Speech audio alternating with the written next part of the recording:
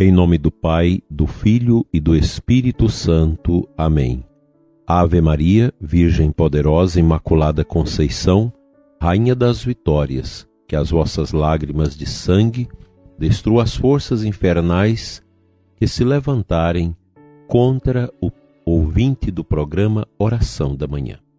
Dileto e amado ouvinte, bom dia para você aqui da nossa Diocese de Formosa e também para você que nos escuta de outros lugares. Como é bom estarmos juntos nesta manhã de sábado para honrarmos a memória da Santíssima Virgem Maria, nossa Mãe, Mãe da Igreja. Estamos no mês da Sagrada Escritura e a Virgem Maria é modelo daquela pessoa que soube escutar a voz de Deus, que acolheu a palavra de Deus no seu coração, e a palavra se fez carne em Cristo e habitou entre nós. Dando sequência à nossa meditação sobre a oitava família de vícios opostos às virtudes do vencimento, completamos hoje a meditação que começamos ontem sobre a condescendência culpável. Esta outorga a autorização que nós, pela nossa vontade livre, damos aos impulsos negativos que vêm dentro de nós como consequência do pecado, contrariamente àquilo que a lei eterna de Deus estabelece. Essa terrível condescendência culpável, ela é fruto de uma fraqueza interior da pessoa humana. Assim conclui o texto. A cruz e a dor têm a missão de destruir seu reinado, o reinado da condescendência, eliminando os vícios e fazendo triunfar nos corações as virtudes. Que reine já o sacrifício amoroso e que se derrube toda condescendência e corrupção por meio da crucifixão. Aqui está o remédio contra toda condescendência culpável: a vitória sobre si mesmo, a humilhação e a crucificação. A prática generosa e constante das virtudes fará com que o espírito domine a natureza, o coração readquira sua ordem perdida e se disperse toda a ordem de condescendência culpável. O coração humano encontra-se sempre entre o corpo do anjo bom, que não cessa de inspirar-lhe santos pensamentos e remorsos saudáveis, e o campo do anjo mau, que constantemente o impele para a condescendência culpável. De ambos os campos, a alma sempre tem um conhecimento mais ou menos claro.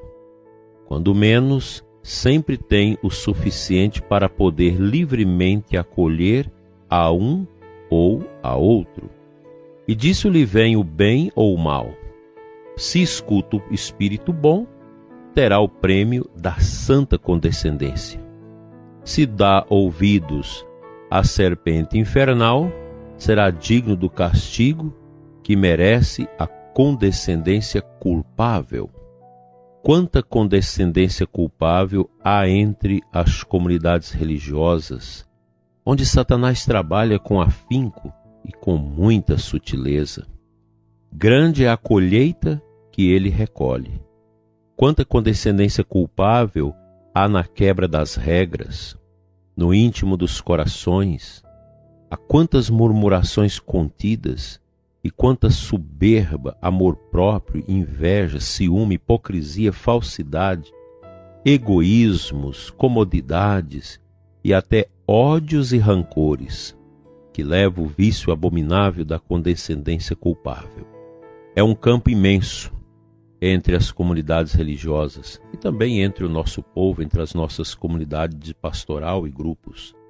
Entre os superiores das comunidades, tenho muito que me queixar porque não apenas faltam na própria condescendência, a qual se creem mais merecedores que seus súditos, mas a miúde caem quebrando suas regras e ocasionando inúmeros males nas almas que dirigem por meio das condescendências que provêm do carinho, da sensualidade e do respeito humano.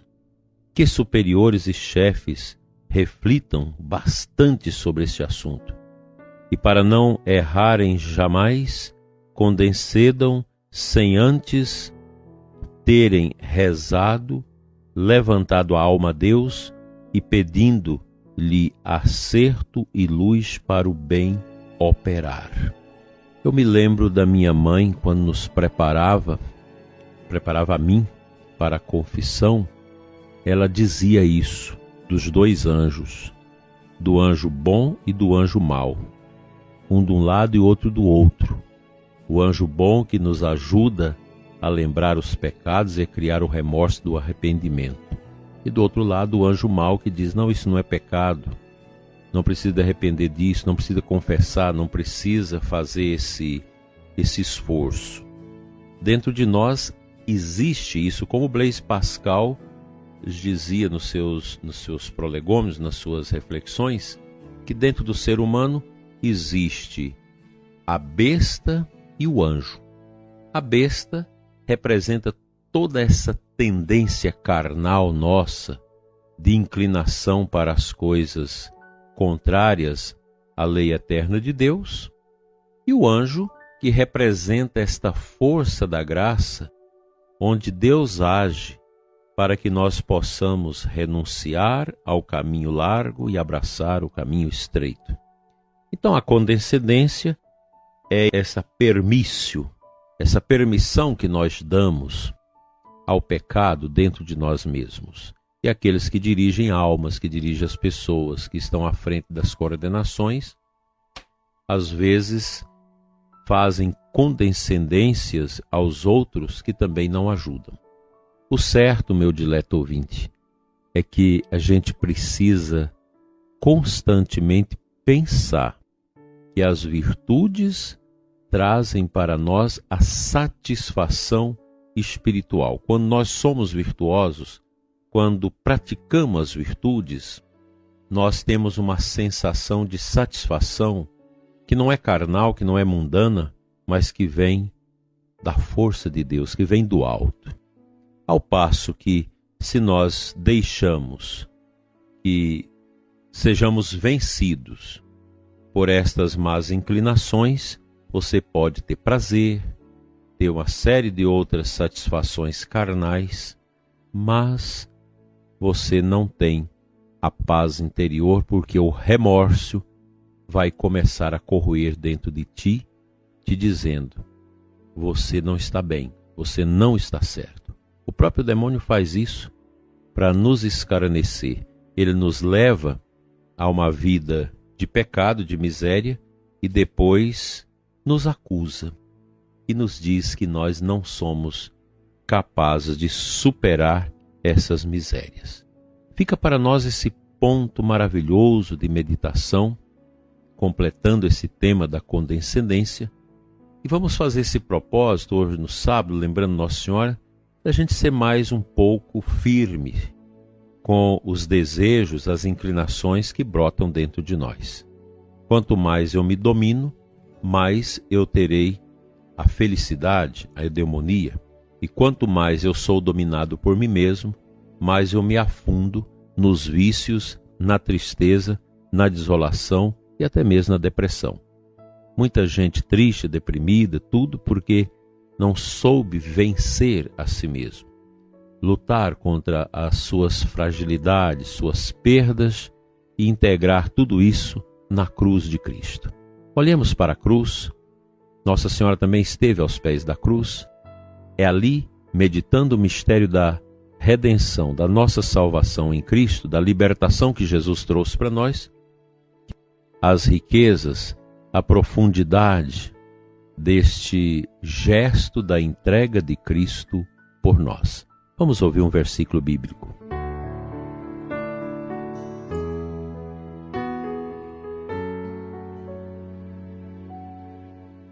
Do Evangelho de João 14:6. Jesus diz assim: Sou o caminho, a verdade e a vida. Ninguém vem ao Pai senão por mim. Um versículo parece, à primeira vista, tão simples, mas é de uma profundidade extraordinária. Jesus dando a nós a conhecer quem Ele é. Ele é o caminho. Não é qualquer caminho. O caminho largo não é o caminho de Cristo. O caminho das facilidades, da condescendência, não. Esse não é o de Jesus. O caminho de Jesus é o caminho do Calvário. É o caminho em aclive que sobe, que nos leva às alturas com Deus, que nos leva à redenção de todas as nossas misérias. A verdade. Somente Jesus é a verdade. Nós precisamos entender que Cristo é o caminho e a verdade. E essa verdade nos liberta. Não é uma verdade pesada, não é um esteio de chumbo, a verdade de Cristo que esmaga os cristãos. Pelo contrário, a verdade de Cristo liberta, santifica e traz a paz.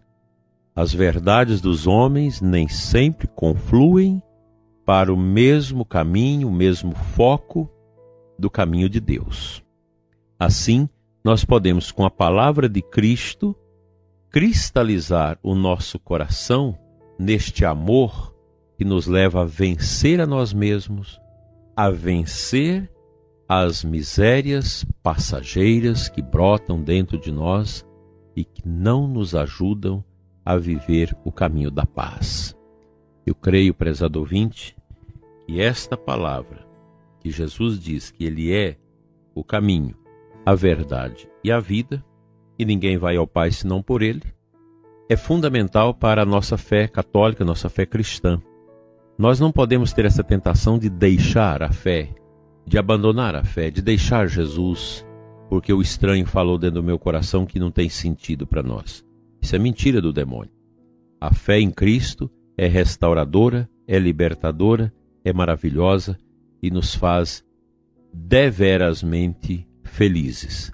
Aceite Jesus, único caminho, única verdade, única vida que nos leva ao Pai.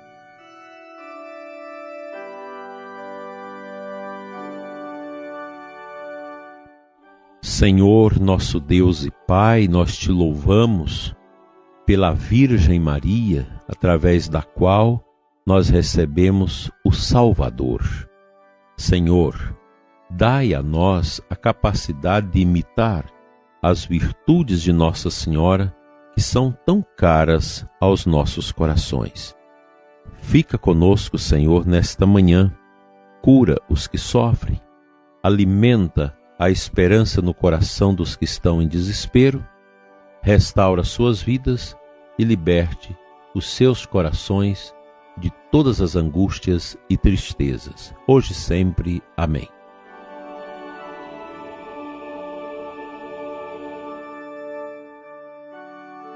Pela intercessão da bem-aventurada Virgem Maria, venha sobre você, prezado, e sua família, a bênção de Deus Todo-Poderoso, Pai, Filho e Espírito Santo. Amém. Um abençoado sábado para você e sua família e uma excelente preparação para o dia do Senhor amanhã. Fique na paz.